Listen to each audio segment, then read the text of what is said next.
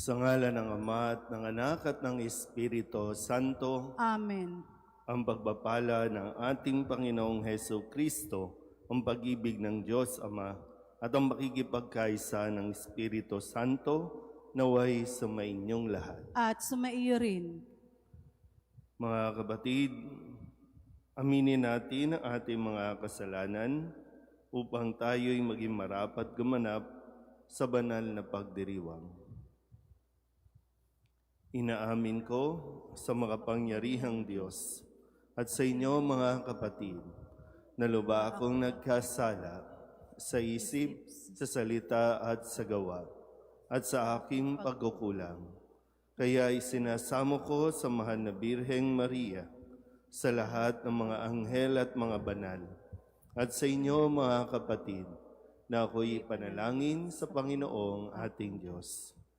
Kaawaan tayo ng makapangyarihang Diyos, matawarin tayo sa ating mga kasalanan at patnubayan tayo sa buhay na walang hanggan. Amen.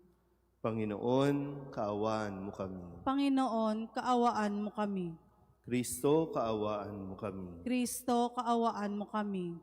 Panginoon, kaawaan mo kami. Panginoon, kaawaan mo kami. Manalangin tayo. Ama naming makapangyarihan, kami dumudulog sa iyong dakilang pag-ibig. Ngayong ang araw ng kaligtasan ay palapit ng palapit upang sa pagdiriwang ng pagkabuhay, kami lalong sumigasig sa pamamagitan ni Jesucristo kasama ng Espiritu Santo magpasawalang hanggan. Amen.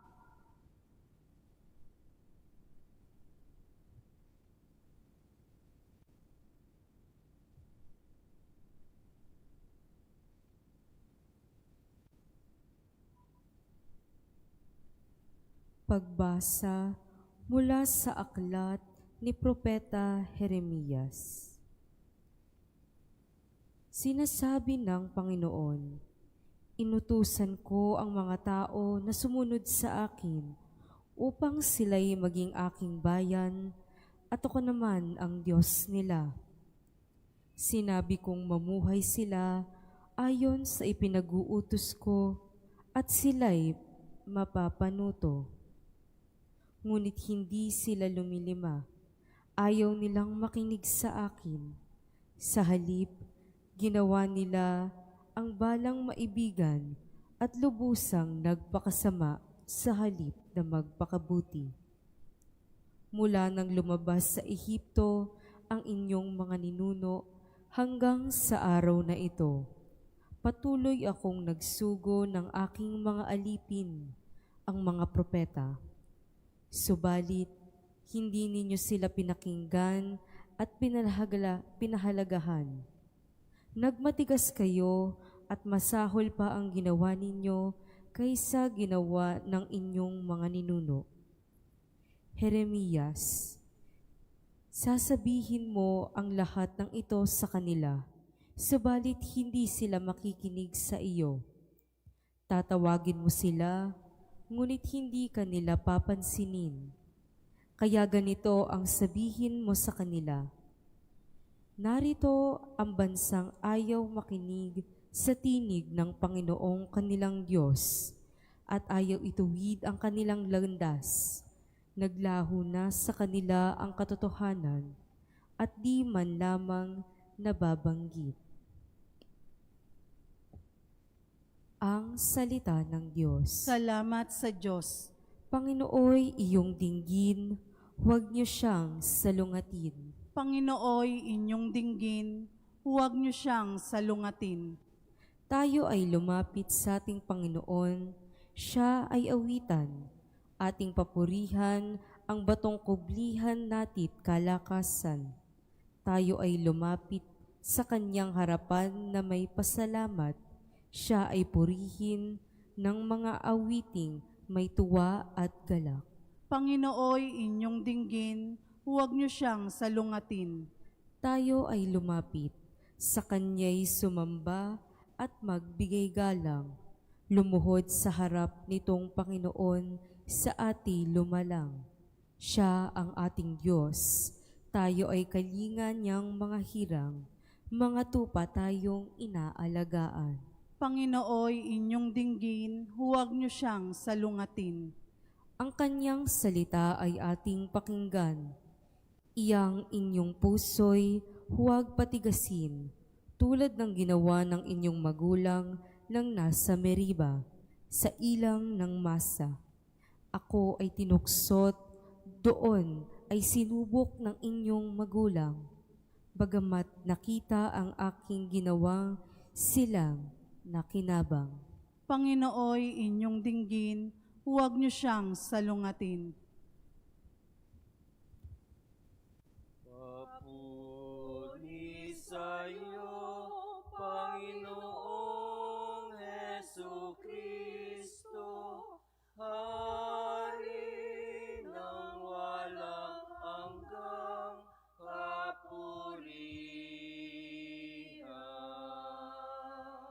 Magsisi tayong mataos. Halinang magbalik loob sa mapagpatawad na Diyos. Sa Kanya tayo'y dumulog at manumbalik na lubos. Papuri sa iyo, Panginoong Hesukristo, Hari ng walang hanggang kapurihan.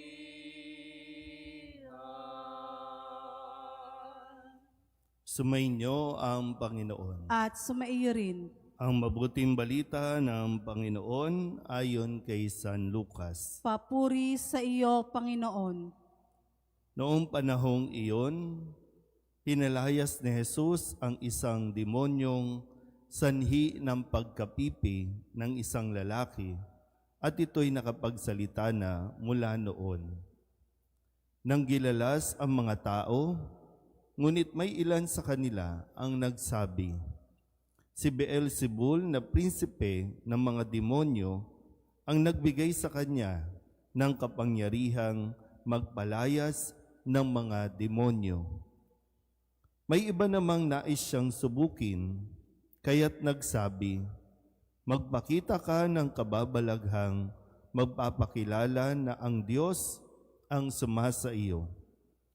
Ngunit batid ni Jesus ang kanilang iniisip, kaya't sinabi sa kanila, babagsak ang bawat kahariang nahati sa magkakalabang pangkat at mawawasak ang mga bahay roon. Kung maghimagsik si Satanas laban sa kanyang sarili, paano mananatili ang kanyang kaharian? Sinasabi ninyong nagpapalayas ako ng mga demonyo sapagkat binigyan ako ni Beelzebul ng kapangyarihang ito. Kung ako'y nagpapalayas ng mga demonyo sa pamamagitan ni Beelzebul, sino naman ang nagbigay ng kapangyarihan sa inyong mga tagasunod na makagawa ng gayon? Sila na rin ang nagpapatunay na maling-mali kayo. Ngayon, kung ako'y nagpapalayas ng mga demonyo sa pamamagitan ng kapangyarihan ng Diyos, nangangahulugang dumating na sa inyo ang paghahari ng Diyos. Kapag ang isang taong malakas at nasasandatahan ay nagbabantay sa kanyang bahay, malayo sa panganib ang kanyang ari-arian. Ngunit kung salakayin siya at talunin ng isang taong higit na malakas, sasamsamin nito ang mga sandatang kanyang inaasahan at ipamamahagi ang ari-ariang inagaw. Ang hindi panig sa akin ay laban sa akin, at nagkakalat ang hindi tumutulong sa aking mag-ipon. Ang mabuting balita ng Panginoon. Pinupuri ka namin, Panginoong Hesukristo. Isang magandang umaga po sa inyong lahat.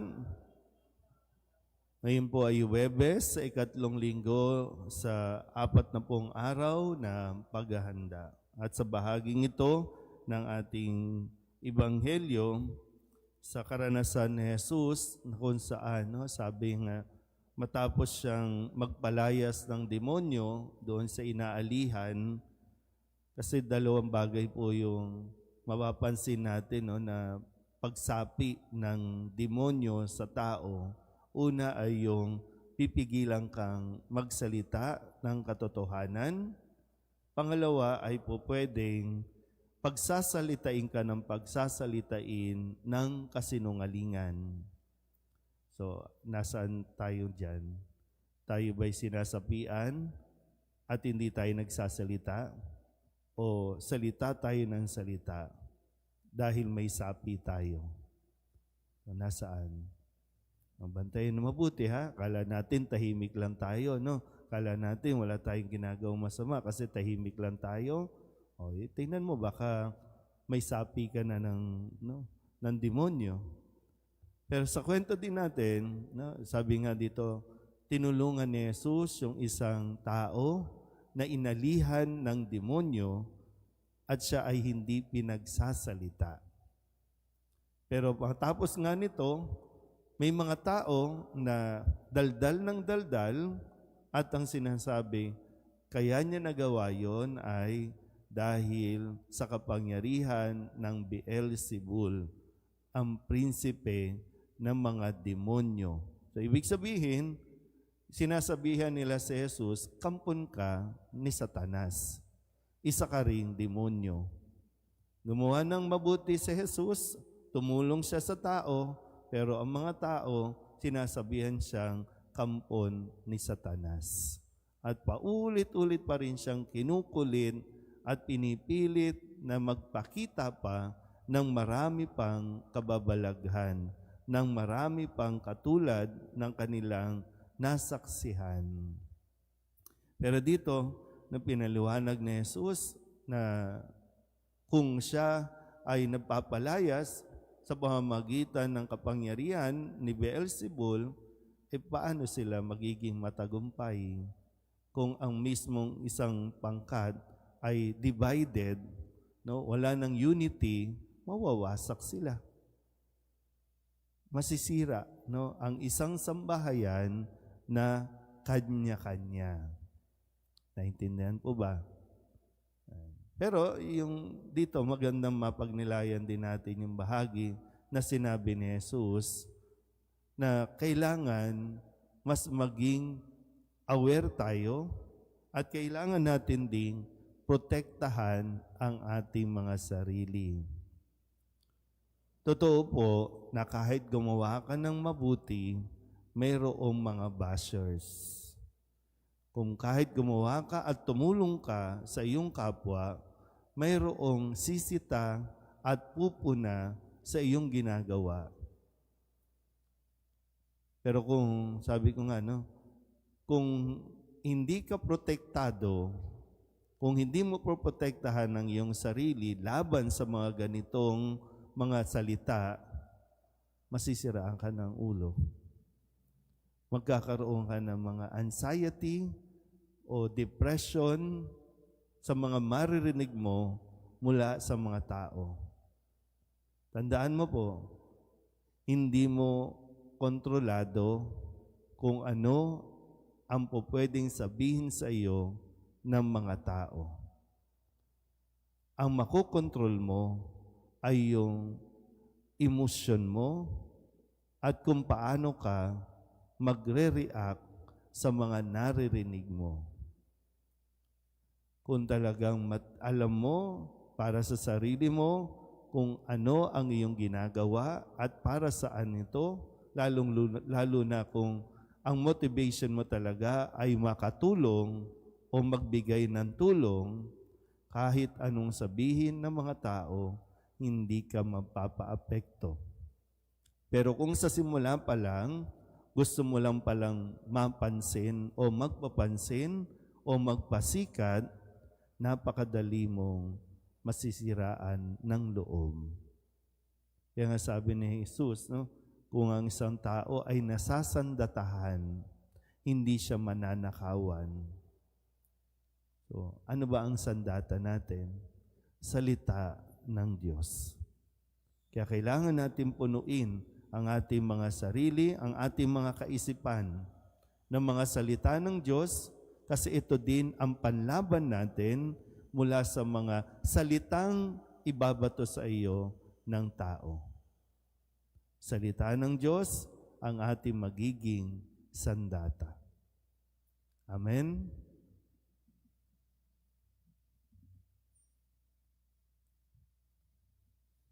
Habang tayo ay natitipon kay Kristo na nangingibabaw sa lahat ng kasamaan, buong pagtitiwala tayong lumapit sa Ama, taglay ang ating mga kahilingan. Ang ating itutugon, Panginoon, dinggin mo ang aming panalangin. Panginoon, dinggin mo ang aming panalangin.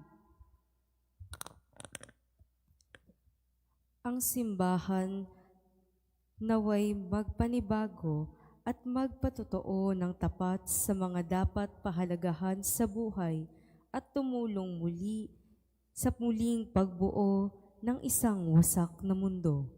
Manalangin tayo sa Panginoon. Panginoon, dinggin mo ang aming panalangin. Ang mga Kristiyanong mananampalataya naway magkaroon ng tapang na mangaral sa ngalan ni Kristo. Manalangin tayo sa Panginoon. Panginoon, dinggin mo ang aming panalangin.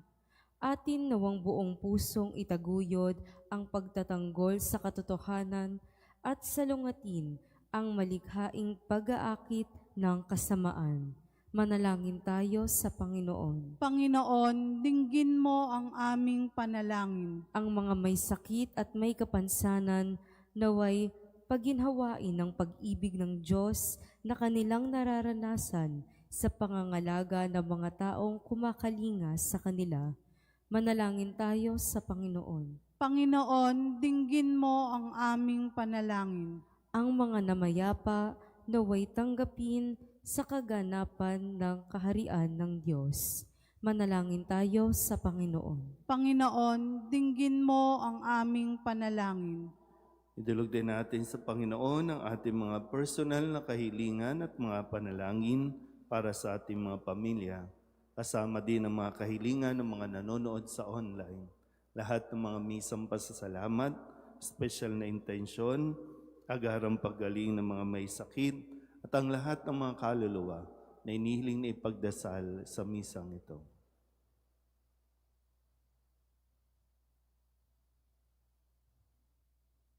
Ang lahat ng ito inihiling namin sa ngalan ni Kristo ang aming Panginoon. Amen. Sa iyo, Ama, aming handog, ang tinapay at alak na ito, handog ng iyong bayang sumasamo, humihingi ng patawad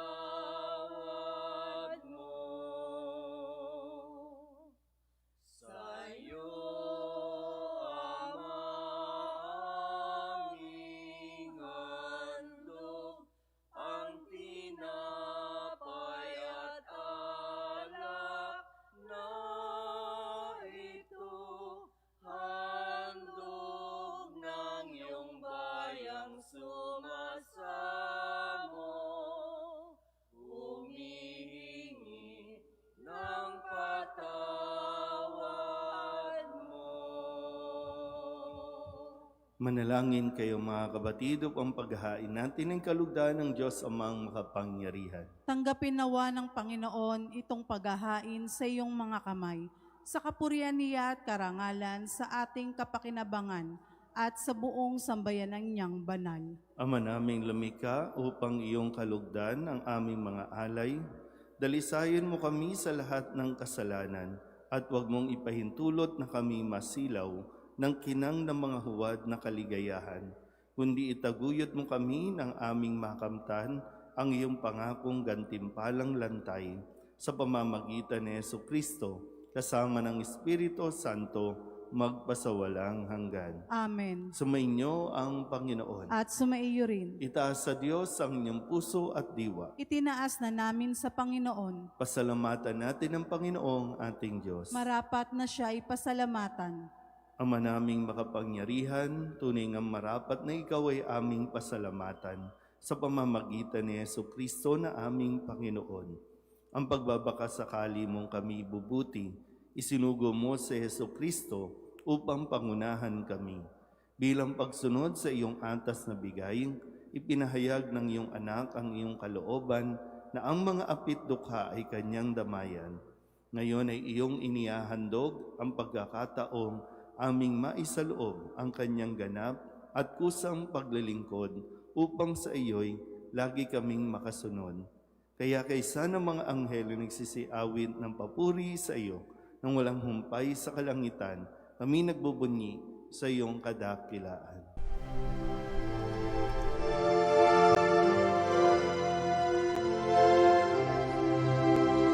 Santo, Santo, Santo, Panginoong Diyos makapangyarihan, napupuno ang langit at lupa ng kalwalhatian mo.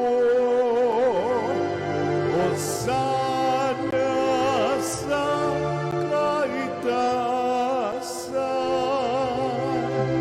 pinagpalang na paririto sa ngalan ng Panginoon. Hosana sa kaitaasan.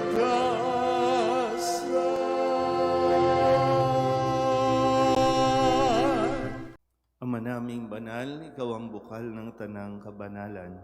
Kaya't sa pamamagitan ng iyong Espiritu, gawin mong banal ang kaloob na ito upang para sa aming maging katawan at dugo ng aming Panginoong Jesucristo. Bago niya pinagtiis ang kusang loob na maging handog, hinawakan niya ang tinapay, pinasalamatan kaniya, pinaghati-hati niya iyon, iniabot sa kanyang mga alagad at sinabing, "Tanggapin ninyong lahat ito at kanin, ito ang aking katawan na ihahandog para sa inyo."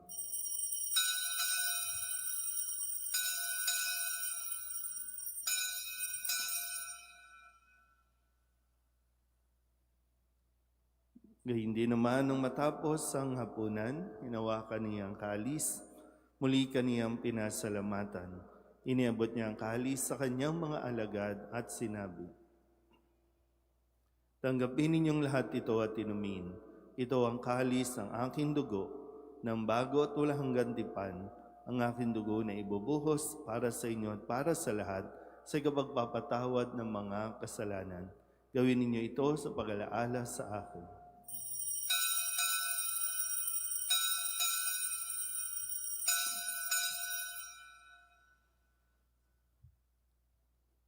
Ipagbunyi natin ang misteryo ng pananampalataya. Si Kristo'y namatay, si Kristo'y nabuhay, si Kristo'y babalik sa wakas ng panahon. Ama, ginagawa namin ngayon ang pag-alaala sa pagkamatay at muling pagkabuhay ng iyong anak. Kaya tiniaalay namin sa iyo ang tinapay na nagbibigay buhay at ang kalis na nagkakaloob ng kaligtasan. Kami nagpapasalamat dahil kami iyong minarapat na tumayo sa harap mo para maglingkod sa iyo. Isinasamo namin kami magsasalo-salo sa katawan at dugo ni Kristo ay mabuklod sa pagkakaisa sa pamamagitan ng Espiritu Santo. Ama, lingapin mo ang iyong simbahang laganap sa buong daigdig. Huspusin mo kami sa pag-ibig kay San Leon na aming Papa at ni Jose na aming Obispo at ng Tanang Kaparian. Alalahanin mo rin ang mga kapatid naming nahimlay na may pag-asang sila'y muling mabubuhay, gayon din ang lahat ng mga pumanaw. Kawaan mo sila at patuloyin sa iyong kaliwanagan. Kawaan mo at pagindapating kaming lahat na makasalo sa iyong buhay na walang wakas. Kaysa ng mahal na Birheng Maria na Ina ng Diyos, ng kabiyak ng puso niyang sa San Jose, kaysa ng mga apostol at ng lahat ng mga banal na namuhay dito sa daigdig ng kalugod-lugod sa iyo, may pagdiwang nawa namin ang pagpupuri sa ikararangal mo sa pamamagitan ng iyong anak na aming Panginoong Heso Kristo. Sa pamamagitan ni Kristo, kasama niya at sa Kanya, ang lahat ng parangal at papuri ay sa iyo, Diyos amang makapangyarihan, kasama ng Espiritu Santo, magpasawalang hanggan. Amen. Amen. Amen. Amen. Sa tagubilin ng mga nakagagaling na utos at turo ni Jesus sa Panginoon natin at Diyos, ipahayag natin ang lakas loob.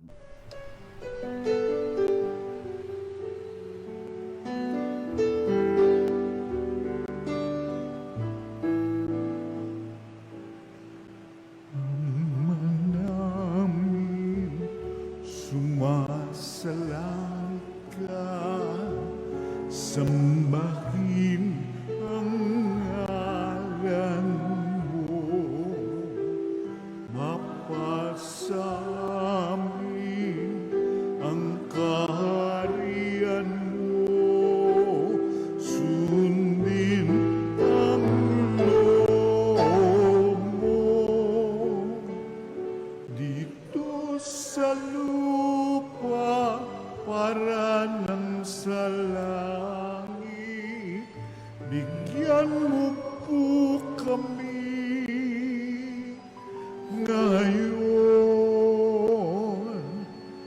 ng aming kakanin sa araw-araw at patawarin mo kami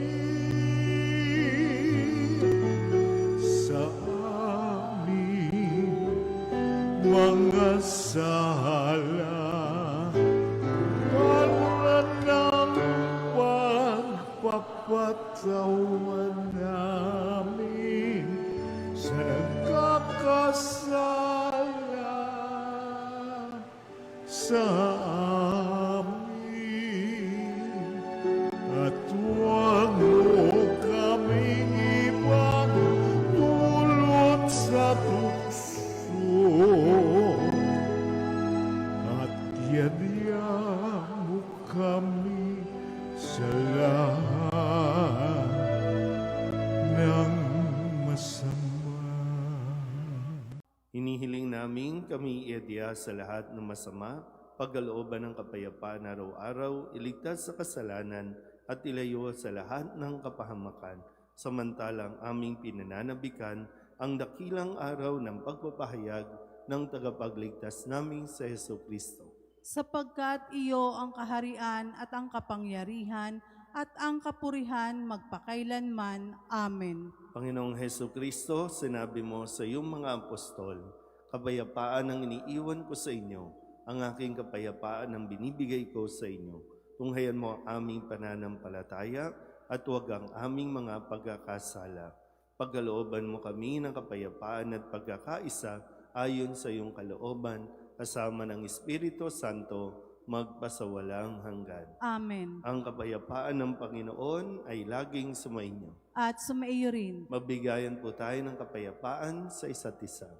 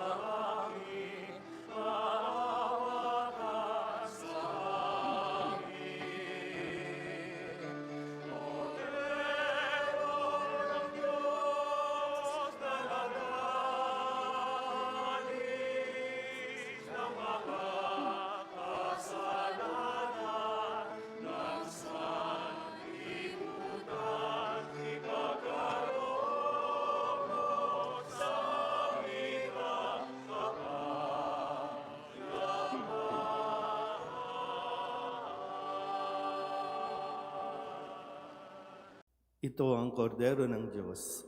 Ito ang nag-aalis ng kasalanan ng sanlibutan. Mapalad ang mga inaanyayahan sa kanyang piging. Panginoon, hindi ako karapat-dapat na magpatuloy sa iyo, ngunit sa isang salita mo lamang ay gagaling na ako.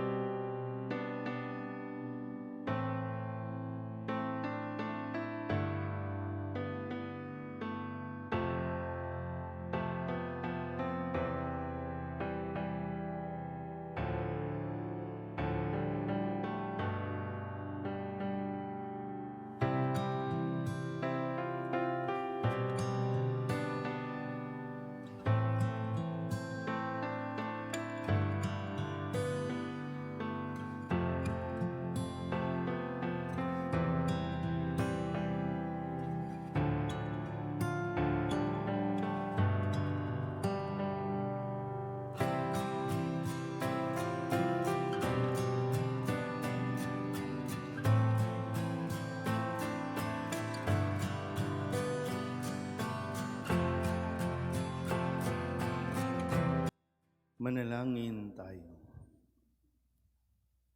Ama naming mapagmahal, kaming pinapagsalo mo sa banal na pakikinabang ay iyong tulungang maisaloob at maisakatuparan ang iyong pagliligtas na aming ipinagdiriwang sa pamamagitan ni Jesucristo kasama ng Espiritu Santo magpasawalang hanggan. Amen. Sumainyo ang Panginoon. At sumaiyo rin. At pagpalain kayo ng makapangyarihang Diyos, Ama at Anak at Espiritu Santo. Amen. Tapos ang banal na misa, humayo tayo sa kapayapaan ni Kristo. Salamat sa Diyos. Magandang umaga po.